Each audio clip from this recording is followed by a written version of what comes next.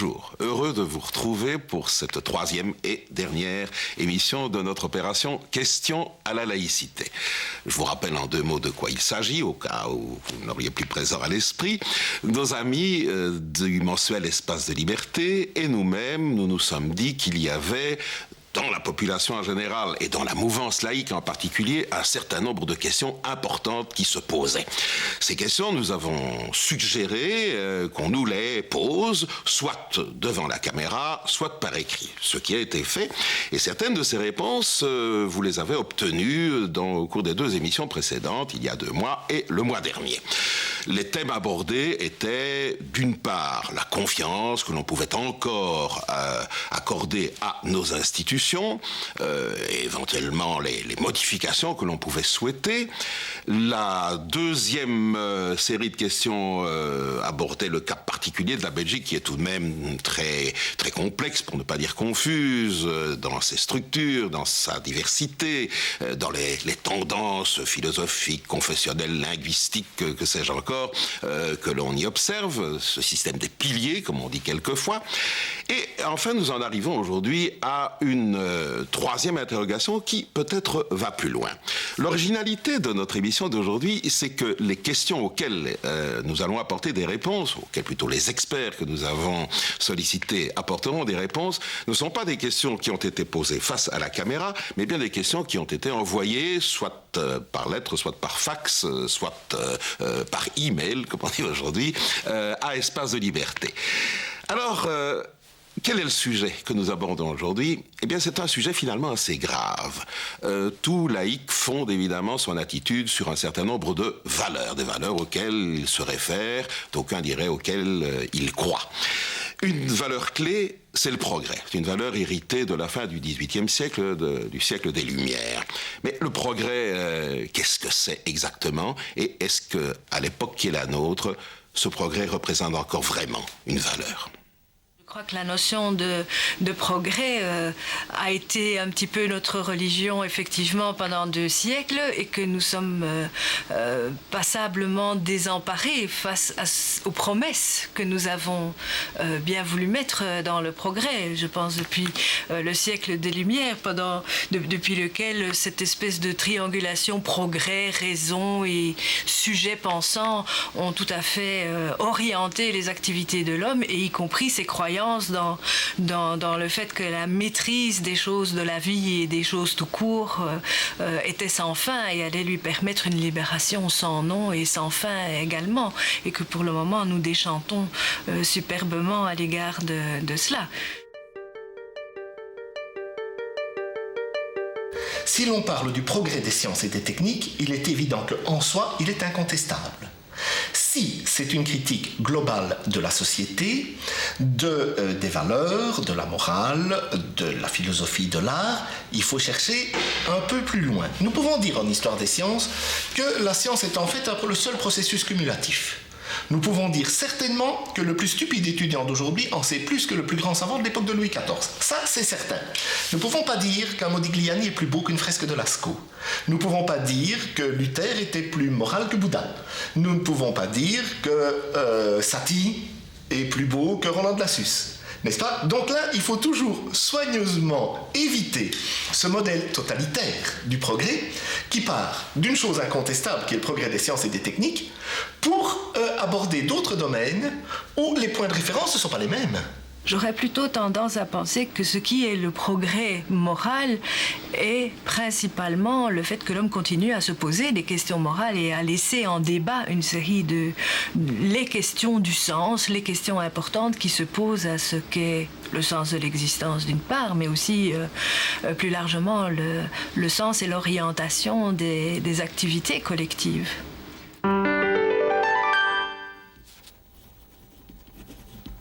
N'est-ce pas l'usage actuel du progrès qui est critiquable? C'est Pascal, je crois, qui dit que tous les hommes veulent être heureux, même ceux qui vont se pendre. Ce qu'on cherche, c'est le bonheur. Et ça implique un certain nombre de choses. Il y a plusieurs attitudes. Il y a l'attitude qui va chercher ça en dehors de l'homme, et il y a celle qui va chercher à l'intérieur de l'homme. L'attitude qui va chercher en dehors de l'homme, ce n'est pas une attitude de bâtisseur, c'est une attitude d'exégète, c'est une attitude de gens qui exploitent un capital. Le bonheur, c'est simplement un capital à exploiter. Il y a un texte qui vous dit comment faire et on applique une recette. C'est une méthode qui exclut la notion de progrès. Il y a une autre manière, c'est de dire, oui, nous recherchons un certain nombre de valeurs, et ces valeurs sont un édifice infiniment précaire qui est sans cesse à construire, parce que nous n'avons devant nous, nous n'avons dans nos mains que l'humain, avec toutes ses potentialités qui sont grandes et qui sont belles, et toutes ses limites. Alors là, y a-t-il un progrès? Je crois que oui.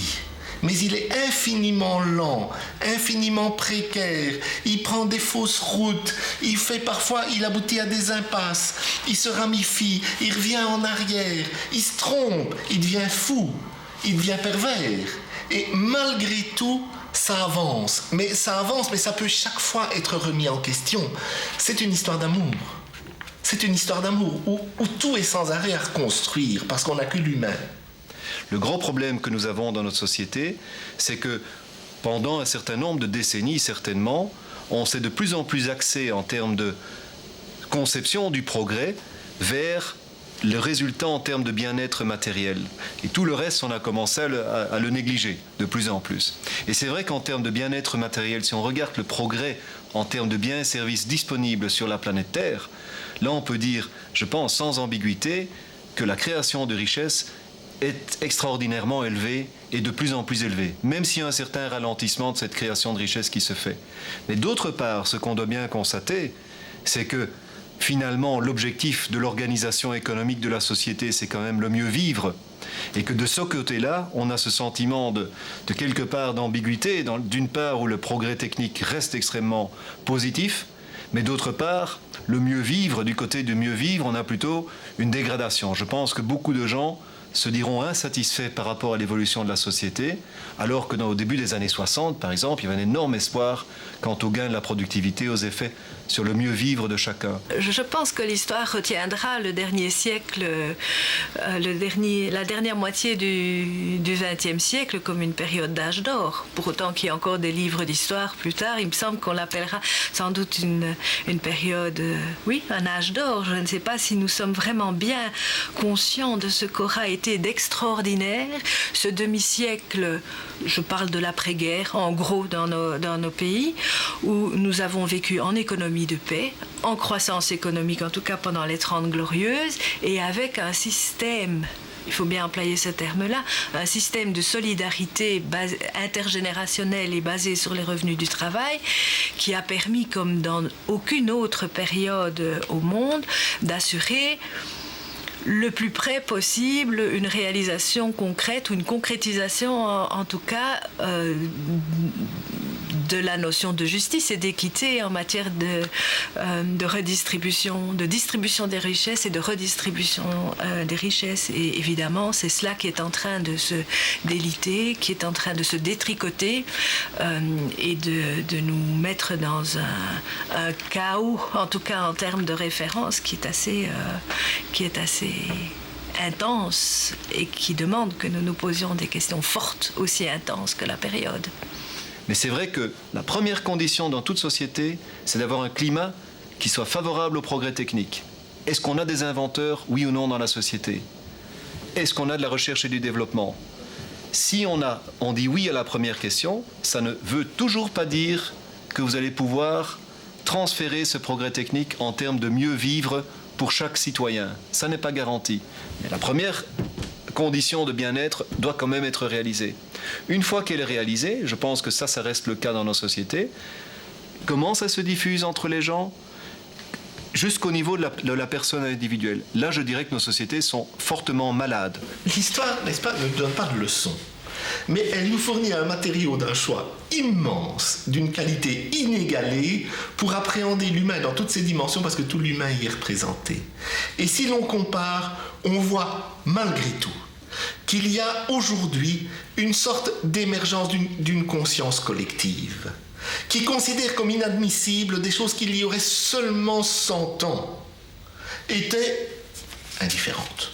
Et c'est infiniment menacé, car toutes les régressions sont possibles parce que les régressions sont faciles.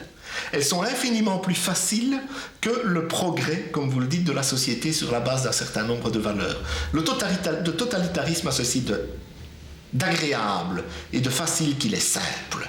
Tous les totalitarismes, que ce soit celui des ayatollahs, que ce soit celui des fascistes, que ce soit celui des communistes, et j'en viens, je sais ce dont je parle, eh bien, il a l'avantage d'être simple, d'être une explication simpliste.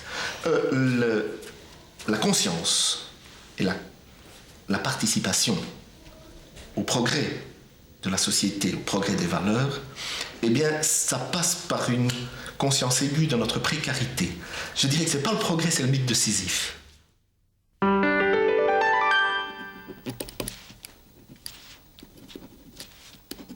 Le moment n'est-il pas venu de s'interroger sur notre conception du travail ?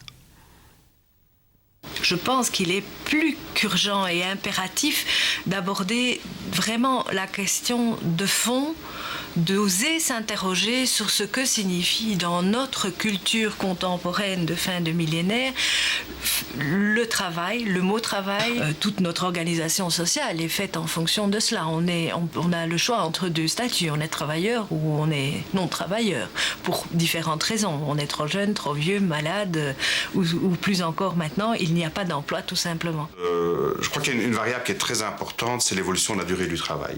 Alors si on regarde la façon dont la durée du travail a évolué sur une longue période, sur un siècle, on voit qu'elle a diminué de façon très très importante. Si on travaillait de l'ordre de 60 ou 70 heures par semaine au début de l'industrialisation, on travaille actuellement 30, 35 heures, 38 heures, donc environ la moitié.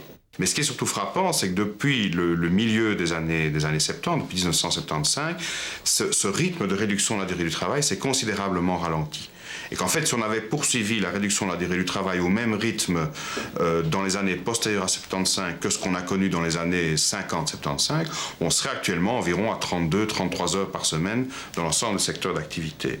Alors là, je pense qu'il y a déjà un élément de réponse, c'est que une partie des gens sont privés de travail actuellement, aussi parce qu'on n'a pas, je dirais, continué à convertir en réduction de la durée du travail les gains de productivité, donc ce fameux, je dirais, ce fameux bénéfice du progrès technique.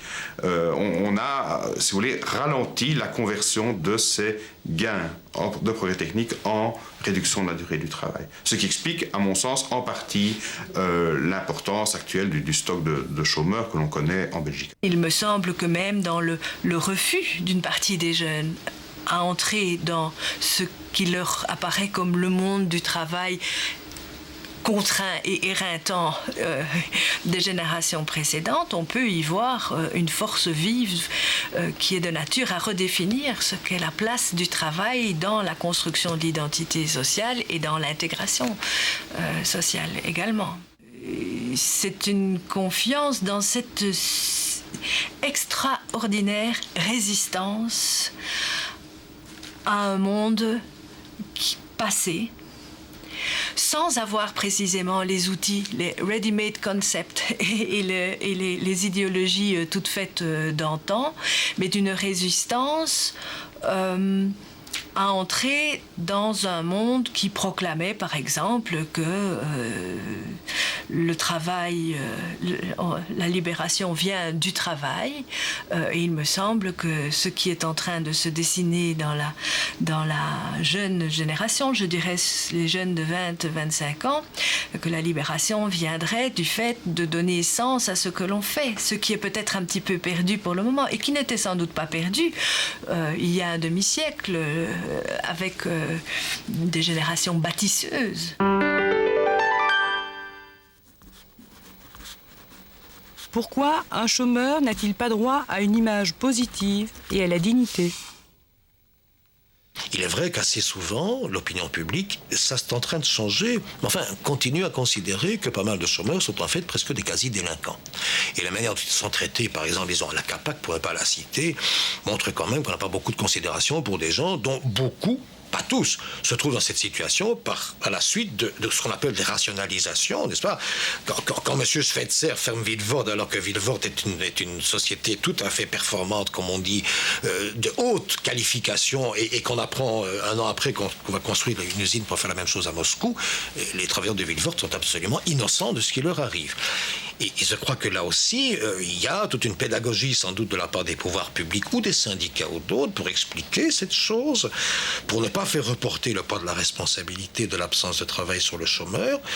Et aussi peut-être pour imaginer encore soit des partages locaux, certainement ponctuels, en disant, bon écoutez, vous allez partager votre boulot avec quelqu'un qui est qualifié comme vous, ou alors une toute autre vision de ce que c'est que le travail dans notre société, c'est-à-dire notamment de se dire que les buts finaux d'une société de produire, d'être riche sont peut-être tout à fait irrationnels, et en forme de boutade, mais ce n'est pas une vraie boutade.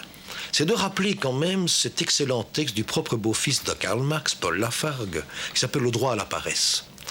Le droit à la paresse, où Lafargue explique que si on travaille tous, 2-3 heures par jour, on est assez riche pour vivre tout à fait agréablement dans des sociétés comme les nôtres, et dont le mot d'ordre alors est un mot d'ordre tout à fait révolutionnaire qui n'a jamais été essayé ni par le capitalisme ni par les socialismes, qui est « jouissez ». Jouissez de quoi? Jouissez de la vie. Et on pourrait essayer d'imaginer, je sais que c'est de l'utopie, mais si on n'a pas d'utopie, on va nulle part. Il est vrai que du point de vue des entreprises, on demande des gens de plus en plus qualifiés, ça c'est vrai, et dans cette mesure-là, on peut supposer que les gens qui ont peu de diplômes trouveront moins facilement du travail. Mais il y a un deuxième effet qui, à mon sens, est peut-être plus important et de plus en plus important, c'est un phénomène aussi de file d'attente. C'est-à-dire que actuellement, étant donné que le stock de chômage est relativement important, pour une entreprise, il peut être souvent beaucoup plus intéressant d'embaucher quelqu'un avec un niveau de qualification plus élevé par rapport aux exigences du poste de travail, dans la mesure où cette personne sera plus productive et de toute façon le salaire qui lui sera payé sera inférieur au salaire qui devrait normalement être payé pour une personne de ce niveau de productivité.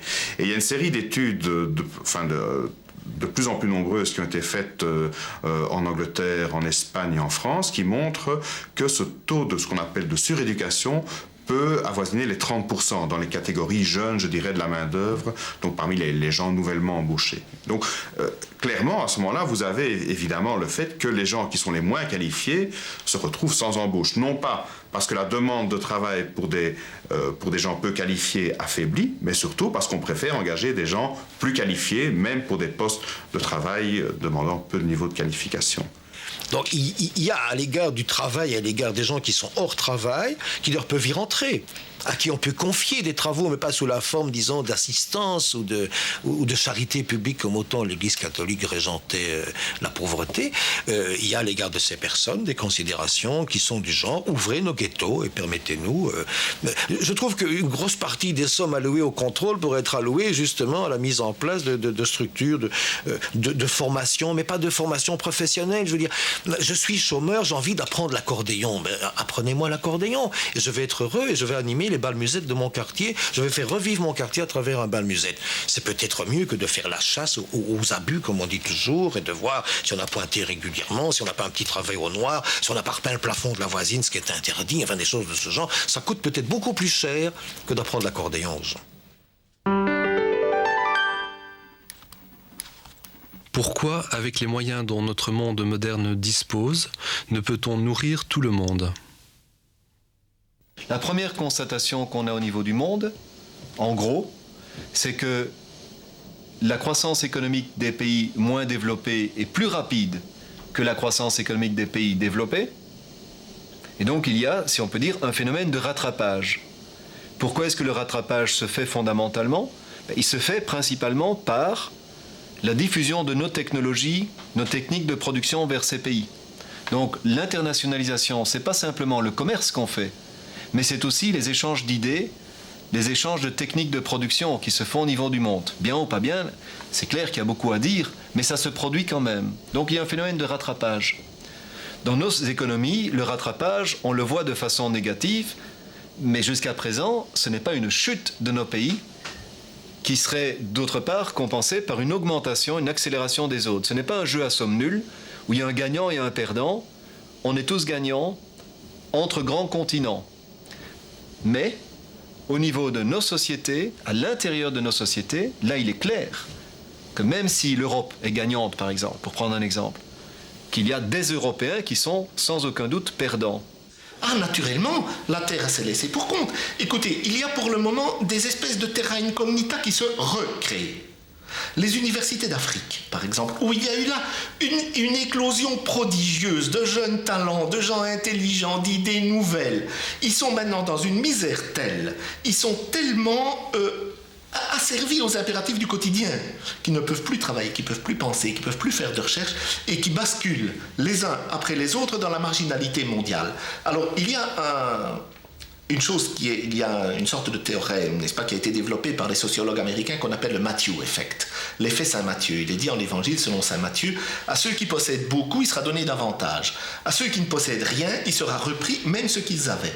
Eh bien, le mécanisme d'évolution technologique de la société contemporaine, c'est ça, c'est le Matthew Effect. On investit toujours sur les gros laboratoires, sur les pays les plus riches, et les autres sombrent graduellement dans l'exclusion. Il ne faudra pas s'étonner s'il y a un clash. Donc si vous faites du commerce, vous ouvrez les économies, il est clair que quand vous achetez, je sais pas, vous achetez des biens de consommation durables qui ont été fabriqués en Amérique latine ou en Asie, vous allez les payer beaucoup moins cher. Et donc ces consommateurs-là ne se plaignent pas aujourd'hui de payer beaucoup moins cher leur télévision couleur, leur radio, etc. Donc ils ont un gain de pouvoir d'achat. Mais le consommateur, s'il est lui-même producteur de télévision dans une usine qui va devoir fermer, il va dire, moi je ne sais même plus acheter cette télévision moins cher dans un autre pays, parce que j'ai perdu mon travail. Et c'est vrai qu'une partie de la population va se trouver sous pression, et si elle ne sait pas s'adapter, ce qui est manifestement le cas, et je reviens sur le premier point, c'est manifestement le cas, c'est un problème qu'on a sous-estimé, le manque d'adaptation. Si on ne sait pas, ces gens-là perdront. Alors on dit, oui, mais globalement, on gagne quand même. Oui, on gagne, à condition que ce phénomène reste quand même assez limité. Eh bien, je dirais que c'est une question de survie, que l'on investisse dans la science et dans la technologie des pays du tiers-monde. Pour le moment, on se dit, il n'y a pas de retour immédiat. Non, mais le retour à long terme est quelque chose d'infiniment considérable. Il nous appartient aussi de partager avec eux notre savoir. Et de partager avec ceux qui sont véritablement les interlocuteurs, ceux qui feront véritablement émerger les choses, de partager notre savoir et de nous en faire pour nous des amis, avant qu'ils viennent à nos portes pour réclamer notre dû avec des mitraillettes. Comme toujours dans l'humanité, dans les phases de bouleversement rapide, on en a connu d'autres dans l'humanité, il y a des groupes importants qui sont perdants. Ça peut durer des années et des années, des groupes qui sont perdants, des années, jusqu'au moment où il y a une contre-réaction assez forte. Au niveau de la société, ça peut être des révolutions, ça peut être des bouleversements politiques, et par la suite, alors, on s'adapte et on se réorganise.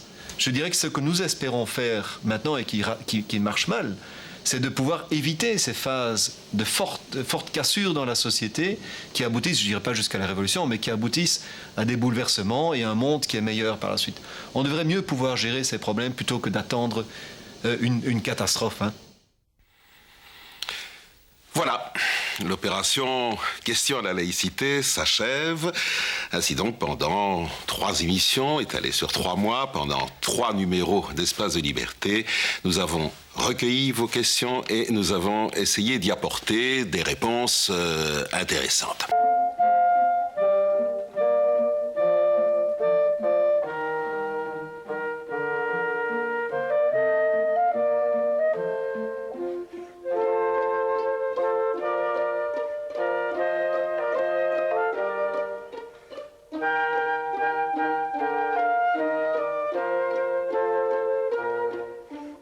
Thank you.